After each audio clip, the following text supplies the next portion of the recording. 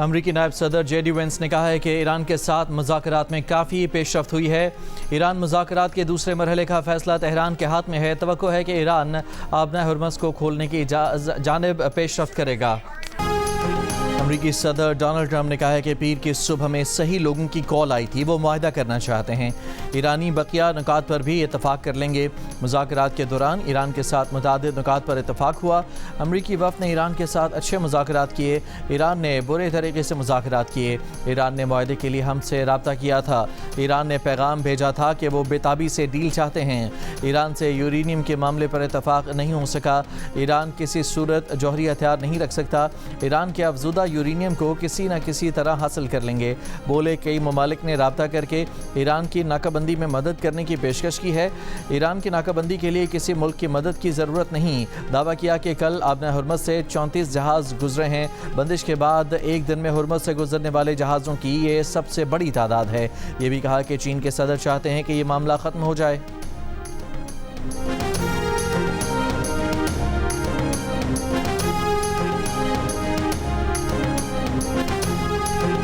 CNN کے مطابق امریکہ اور ایران کے مذاکرات اب بھی جاری ہیں۔ ایک امریکی عہدیدار کے حوالے سے امریکی نشریاتی ادارے نے بتایا کہ معاہدے تک پہنچنے کے لیے پیش رفت ہو رہی ہے۔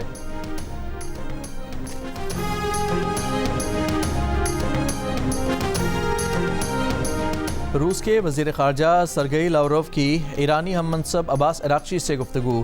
روسی وزیر خارجہ نے کہا کہ نئی جنگ روکنا ضروری ہے اور روس تصفیے میں مدد کے لیے تیار ہے۔ اس بحران کا کوئی فوجی حل نہیں۔ آبنائے ہرمز میں بیرونی طاقتوں کی طرف سے کسی بھی قسم کی فوجی مداخلت بحران کو بڑھا دے گی اور عالمی توانائی کی سلامتی کو غیر مستحکم کر دے گی۔ ایران کی وزارت دفاع کے ترجمان کا بیان کہا کہ امریکی صدر ڈونلڈ ٹرمپ آبنائے ہرمز اور بحیرہ عمان میں فوجی مداخلت کی کسی بھی کوشش میں ناکام رہیں گے۔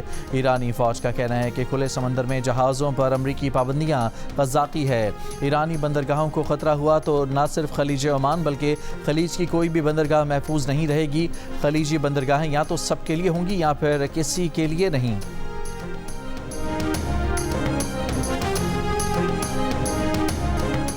نیو یارک سٹی میں جنگ کے خاتمے کے لیے احتجاج۔ مینہٹن میں جنگ مخالف مظاہرین کا سینیٹر چک شومر اور کرسٹن گلیبارڈ کے دفاتر کے سامنے دھرنا۔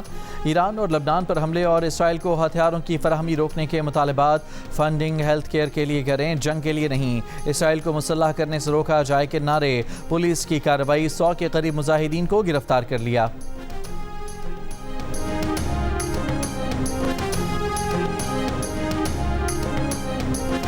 امریکی صدر ٹرمپ کا پوپ لیو سے معافی مانگنے سے انکار۔ کہا پوپ لیو سے معافی نہیں مانگوں گا کیونکہ انہوں نے غلط باتیں کی ہیں۔ پوپ لیو ایران کے حوالے سے میرے اقدامات کے سخت خلاف تھے۔ ایسا پوپ نہیں چاہیے جو یہ سمجھے کہ ایران کے لیے جوہری ہتھیار رکھنا ٹھیک ہے۔ جوہری ایران کی اجازت نہیں دے سکتے۔ پوپ جرائم اور دیگر معاملات پر بہت کمزور ہیں۔ جرائم پیشہ افراد کو امریکہ آنے دیا گیا، ہم نے ان کو باہر نکالا۔ امریکہ میں قتل کی شرح 125 سال کی کم ترین سطح پر ہے۔ لگتا ہے کہ پوپ لیو کو اس سے مسئلہ ہے، اسی لیے معافی مانگنے کی کوئی ضرورت نہیں، وہ غلط ہیں۔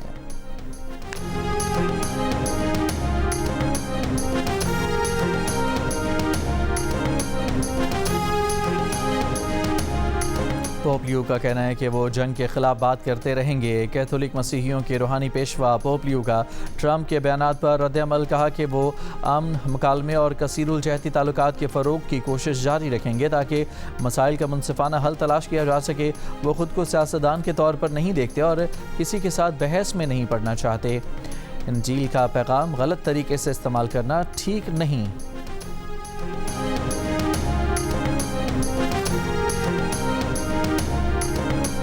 پوپ لیو کا جوتے اتار کر الجزائر میں جامع مسجد کا دورہ۔ باہمی احترام اور امن قائم کرنے پر زور۔ کہا خدا کی قربت تلاش کرنے کا مطلب یہ بھی ہے کہ ہر انسان کا احترام کیا جائے اور بقائے باہمی اپنائی جائے۔ پوپ لیو نے اس موقع پر تمام اقوام کے لیے دعا کی اور امید ظاہر کی کہ امن، انصاف اور ایک دوسرے کو معاف کرنے کا عمل لوگوں میں پروان چڑھے گا۔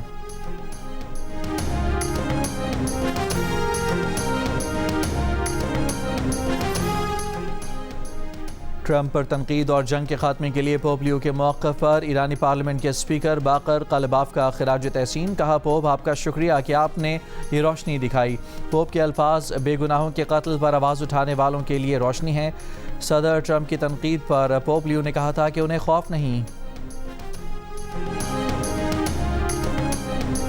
کراچی کے علاقے ناظم آباد 1 نمبر میں ٹریفک حادثات. 2 بہنیں جاں بحق، بھائی زخمی.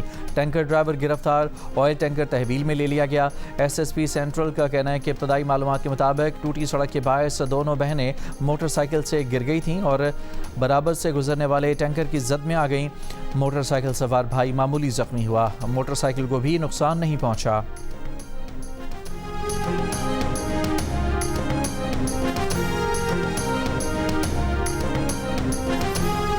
لاہور کے علاقے ڈیفنس بی الفلاح ٹاؤن میں تیز رفتار کار کی ٹکر سے بچہ جاں بحق، کار ڈرائیور گرفتار. مقدمہ درج. وزیر اعظم شہباز شریف کو کینیڈا کے وزیر اعظم کا ٹیلی فون. کینیڈین وزیر اعظم نے عارضی جنگ بندی کے لیے پاکستان کی کوششوں پر شہباز شریف کو مبارکباد دی. پاکستان کی میزبانی میں امریکہ اور ایران کے درمیان ہونے والے مذاکرات کو سراہا. وزیر اعظم شہباز شریف نے کہا کہ پاکستان جنگ بندی کو برقرار رکھنے کے لیے اپنی کوششیں جاری رکھے گا. برطانوی وزیر اعظم سر کیئر سٹارمر نے کہا ہے کہ ابنۂ ہرمز دوبارہ کھولنے کے لیے بہت کام درکار ہے. اسلام آباد مذاکرات کا خیر مقدم کرتے ہوئے سٹارمر نے کہا کہ سفارتکاری ہی درست راستہ ہے جس سے پائیدار جنگ بندی حاصل ہو سکے. برطانوی وزیر اعظم کا لبنان کو فوری طور پر جنگ بندی میں شامل کرنے کا بھی مطالبہ. کہا لبنان میں بمباری شدید انسانی بحران کو جنم دے رہی ہے جسے فوراً بند ہونا چاہیے.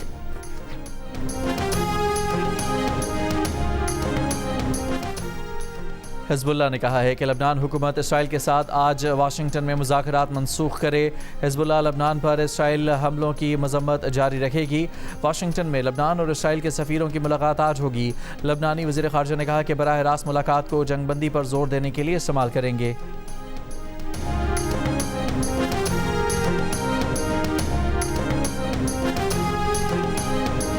وزیر خزانہ محمد اورنگزیب کی ورلڈ بینک گروپ کی ایم ڈی آپریشن سے واشنگٹن میں ملاقات. پاکستان کی معاشی صورتحال، مشرق وسطیٰ میں جاری تنازع کے اثرات سے نمٹنے کے اقدامات پر غور. بیرونی دباؤ کے اثرات سے کمزور طبقات کو بچانے کے لیے سماجی تحفظ کے اقدامات مضبوط بنانے کی ضرورت پر زور دیا. طے شدہ اہداف کے حصول کے لیے مزید مسلسل کوششوں کی ضرورت پر بھی زور. وزیر خزانہ کی M D I F C سے ملاقات. وزیر خزانہ کی آئی ایف سی سے کیپٹل مارکیٹس کی ترقی کے لیے تعاون کی درخواست. ورلڈ بینک کے نائب صدر سے ملاقات میں قرضہ جات کے نظم و نسق اور کیپٹل مارکیٹس پر تبادلہ خیال.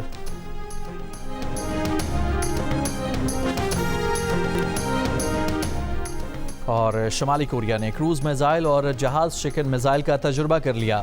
شمالی کوریا کے رہنما کم جونگ ان نے سینئر دفاعی حکام اور نیول کمانڈروں کے ساتھ میزائل تجربے کا مشاہدہ کیا.